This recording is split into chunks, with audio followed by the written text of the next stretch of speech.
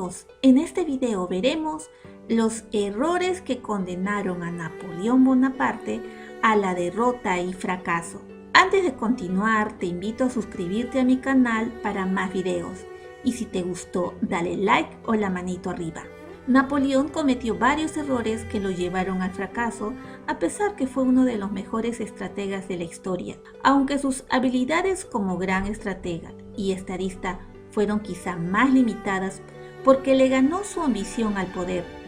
Esa es una espada de doble filo que impulsa a los hombres hacia la gloria, pero también se la arrebata. Durante algunos años, desde alrededor de 1805 hasta 1812, fue el amo indiscutible de Europa. Sin embargo, en 1815 fue exiliado a una aislada isla británica en el Atlántico Sur y escapó antes de ser fusilado por los prusianos. ¿Qué sucedió? ¿Cómo terminó este genio en el camino a la ruina? Aquí hay 5 errores que condenaron a Napoleón. Napoleón insulta a Talleyrand. Napoleón era más hábil como soldado y administrador. A Napoleón le fue bien diplomáticamente durante el inicio de su gobierno, pero esto se debió principalmente a las habilidades de Charles Maurice de Talleyrand. ¿Quién era Talleyrand? Era considerado uno de los diplomáticos más hábiles de la historia europea. En 1815, aseguró la paz a Francia. Bajo su supervisión y la destreza militar de Napoleón, Francia pudo sobresalir geopolíticamente porque Talleyrand logró evitar que todas las potencias europeas se aliaran contra Francia y así consiguió que muchos países se unieran a Napoleón. Napoleón, sin embargo, comenzó a sacar a Talleyrand del poder porque era corrupto y se hizo rico. Talleyrand comenzó a oponerse a las aventuras de Napoleón en España y comenzó a tener conversaciones con el zar y otros líderes extranjeros. Alrededor de 1808 y 1809, Napoleón sospechaba de su traición y lo reprendió públicamente con insultos. Desde ese momento, Talleyrand se convirtió en su enemigo. Sin embargo, sorprendentemente, Napoleón continuó buscando los servicios de Talleyrand, incluso restaurándolo al poder completo en 1813. Durante este tiempo, Talleyrand pasó información a los rusos y austriacos y a otros países. Por extraño que parezca, nunca lo atraparon y Napoleón parecía que no estaba enterado. Talleyrand continuó sirviendo a varios regímenes franceses y potencias extranjeras durante el resto de su vida. Napoleón se embarcó en la Guerra de la Independencia en España, una larga e innecesaria lucha de guerrillas que agotó sus fuerzas entre 1808 y 1814.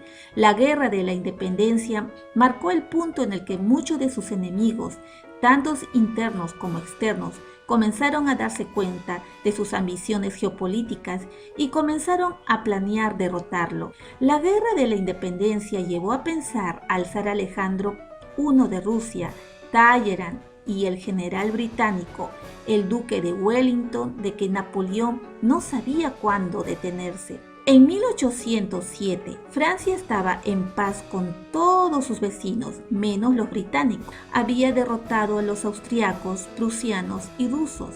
Era el amo de Europa. Sin embargo, no logró convertir esto en una paz duradera. La Guerra de la Independencia comenzó inicialmente porque Napoleón quería invadir Portugal para evitar que tenga comercio con Gran Bretaña. En la invasión a Portugal, Napoleón puso como rey a su propio hermano, José Bonaparte.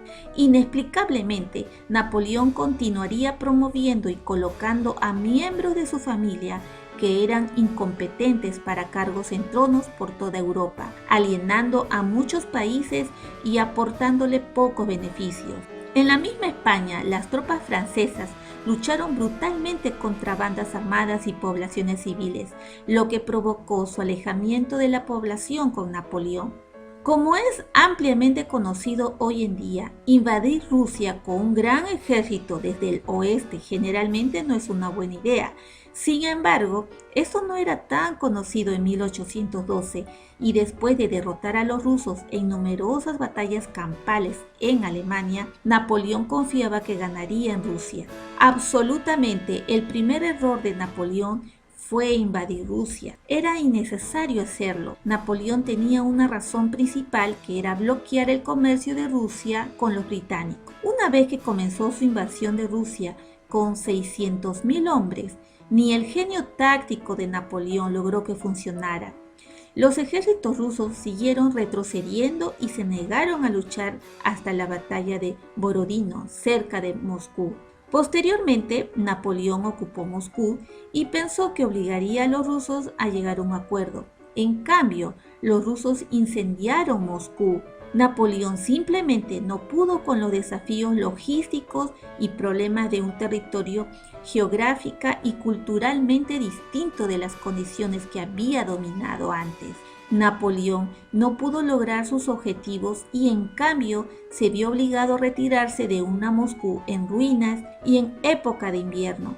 Una combinación de clima, enfermedades, deserción y ataques redujo su ejército a menos de 80.000 soldados cuando salieron de Rusia. Después de su primera derrota y abdicación en 1814, a Napoleón se le ofrecieron condiciones bastante generosas para alguien que se había ganado la enemistad de las otras potencias de Europa. Napoleón fue exiliado a Elba, frente a las costas de Italia, pero fue confirmado como soberano de esa isla y tuvo contacto con muchos de sus amigos, familiares y partidarios en toda Europa. Sin embargo, su destino quedó sellado cuando escapó de Elba y regresó a Francia. Napoleón nunca debió haber abandonado Elba. Las condiciones para futuras victorias eran mínimas y él lo sabía. Corrió un gran riesgo al regresar a Francia, pero logró recuperar el poder allí. Sin embargo, incluso si hubiera ganado en Waterloo, es dudoso que pudiera haber durado en el poder por mucho tiempo, porque todas las demás potencias de Europa se alinearon contra él y habían jurado derrotarlo. Los ejércitos de Gran Bretaña, Austria, Prusia y Rusia se unieron en las fronteras de Francia, acorralando a Napoleón. Se cree que Napoleón cometió múltiples errores. Napoleón dejó a su mejor general, Louis-Nicolas Davout, de regreso en París para dirigir el departamento de guerra en lugar de llevarlo a luchar. Davout había derrotado sin ayuda al principal ejército prusiano en 1806 en Auerstedt, con un solo cuerpo de 28.000 soldados franceses contra 63.000 soldados prusianos. En cambio, Napoleón trajo a otro general, Michael Ney, que comandaba el ala izquierda del ejército francés en Waterloo. Se cree que la caballería de Ney cometió un error al atacar contra los soldados británicos demasiado tarde, al no utilizar el apoyo de la infantería o la artillería y al no atacar a los cañones británicos. Parece extraño que Napoleón, siendo un microgestor obsesivo, pudiera pasar por alto este aspecto de la batalla. También se cree que en lugar de atacar a las fuerzas británicas a primera hora de la mañana, esperó varias horas para comenzar la batalla y, según los informes, desayunó tranquilamente. Subestimó la habilidad de las fuerzas de Wellington a pesar de conocer su experiencia durante la guerra peninsular en España. También subestimó lo lejos que estaban las fuerzas prusianas de Waterloo. Estas fuerzas llegarían a última hora de la tarde. Napoleón podría haberse enfrentado a la fuerza prusiana más pequeña y derrotarlos por separado, o utilizar una derrota británica para maniobrar políticamente. Sin embargo, la llegada de la fuerza prusiana a Waterloo llevó a que las cansadas fuerzas francesas fueran superadas en número y atacadas por múltiples lados. Si te gustó el video, me ayudarías mucho con suscribirte. Activa la campanita para seguir viendo más videos.